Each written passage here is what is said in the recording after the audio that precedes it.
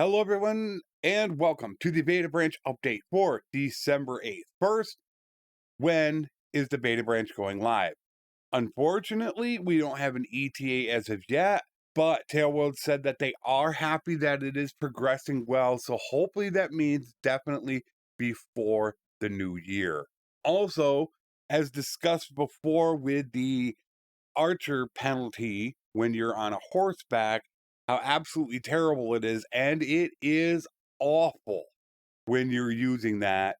They said they will be reducing the single player mounted accuracy penalty with the next patch because it is absolutely wild. This is a character with only 30, and you can see how absolutely crazy this is. It is very difficult to hit unless you are right on top of them. However, as you get up closer to 100, that number drastically changes. That is what Tailworld plans to do, is to change that number around a little bit, since if you are not close enough, you could see it is almost impossible to hit them. So that number is going to change here, and they'll probably reduce it back a little bit so it's not so bad, but it's still, you need to get right on top of them a lot of times, especially if you're starting out with less than 30, like this character has right now. Your big brother has changed as well. Now all of his points are assigned. And that's not the greatest news for people that love to go ahead and turn him into a beast, like I have done in my videos. He isn't a total loss. Only having two steward and no medicine definitely hurts him as a party leader. However, if you can get him 2 levels, him being a governor is still very much a good idea, as he can get +4 militia, 1 from 50 polearm, 1 from 50 one-handed, 100 bow, and 50 steward. He will also get, if he has 75, you can have him with +1 loyalty. So if you put 1 point into roguery, 1 point into engineering, he can then get 25 for the -20% reduced escape chance.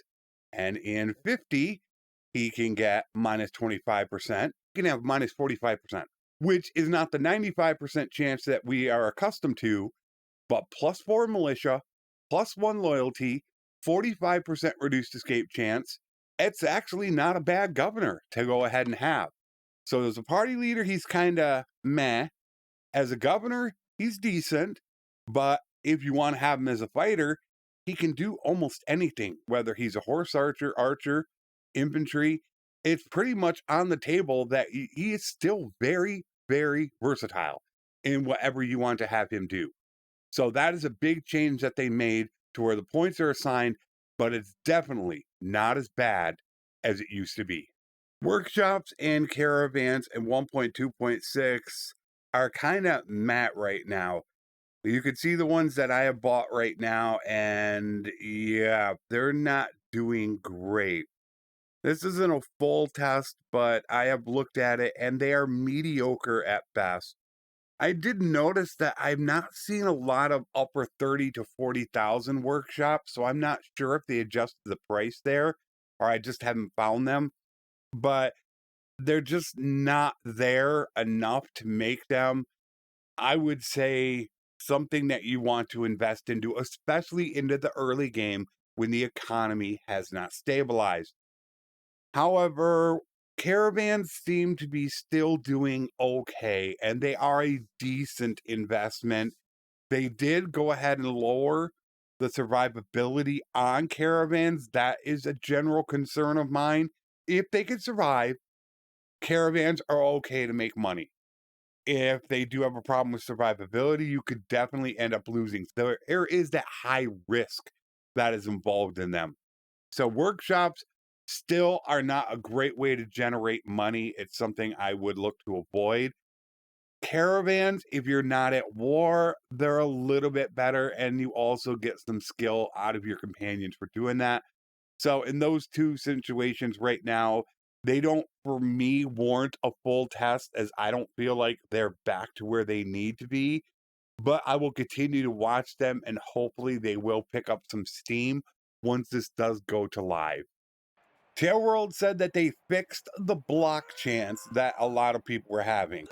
This is something that I had looked at that had been, I thought, a problem in the game, and I was right. According to Tailworld, there was a bug in the code in which a lot of them were blocking high constantly.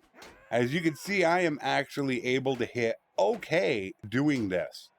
So there he goes down. As you fight the higher level ones, they are going to go ahead and they are going to block a bit better, but you are not going to have that super high block that a lot of them have been doing, which has been basically the problem since the beginning. They do have this blocking that's going on, but this guy is a bit higher as he is a legionary. So as you fight these higher tiered stuff, you're going to get that block chance, but you look and they really don't have that great a block chance. So thankfully that was fixed, as I believe that was one of the biggest issues that I actually had in the game, was the massive block chance. And that does not appear to be the case anymore. So that is actually really, really good news when it comes to playing the game and having the insane blocking the AI used to do. I had reported about how the AI were not trying to raise ladders. As you can see right here, the ladders are sitting there and the AI is doing nothing about it. A big thank you to James Goodman for figuring this out. The reason why this is happening is because I have a RAM, and the RAM is right there. If you are using ladders and you use a RAM, until the RAM gets up here, your guys will do absolutely nothing. However, if you want to activate them, all you need to go up to and do is raise one ladder.